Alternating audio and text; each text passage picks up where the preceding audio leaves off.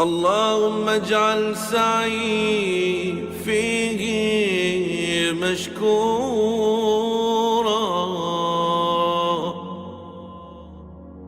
وذنبي فيه مغفورا،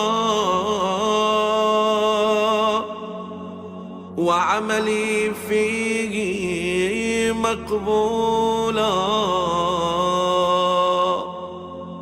وعيبي فيه مستورا.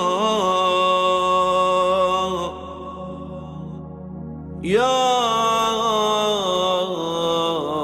أسمع السامعين